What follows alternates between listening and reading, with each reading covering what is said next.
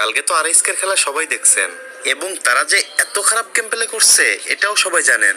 কিন্তু আপনারা কি জানেন তাদের এই খারাপ গেম প্লে করার মূল কারণ কি?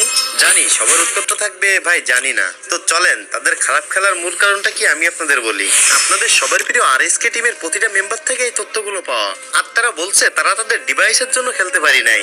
আপনারা হয়তো অনেকেই জানেন না, বড় বড় স্পোর্টসে কিন্তু নিজেদের পার্সোনাল ফোন দিয়ে গেম প্লে করতে দেয় না।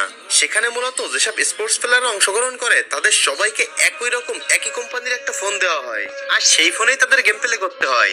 আর এই নতুন ফোনে গেম খেলার কোনো ধরনের এক্সপিরিয়েন্স কিন্তু আরএসকে টিমের ছিল না। তো এবার আপনাদের অনেকের প্রশ্ন হতে পারে, ভাই আরএসকে যদি এক্সপিরিয়েন্স না থাকে তাহলে অন্য কোনো টিমেরও তো এক্সপিরিয়েন্স থাকবে না। কিন্তু না গাইস, অন্য দেশের প্লেয়াররা তাদের দেশের বড় বড় কোম্পানি থেকে যে ফোনটা দিয়ে গেম প্লে করা হবে সেই ফোনের স্পন্সর অনেক আগে থেকেই পেয়ে যায় এবং মোটামুটি একটা ভালো সময় ধরে প্র্যাকটিস করে সেই ফোনের সেটিং এবং সেন্সিটিভিটি সম্পর্কে ভালো একটা জ্ঞান হয়ে যায়। কিন্তু আমাদের সবার প্রিয় আরএসকে টিম বাংলাদেশ থেকে কিন্তু এই ধরনের কোনো প্রকার সাপোর্ট পায় নাই। তারা এত বড় টুর্নামেন্টে গিয়ে এত ভালো ভালো প্লেয়ারের সামনে নতুন ফোন দিয়ে একদিন প্র্যাকটিসে কেমনে পারবে বলেন?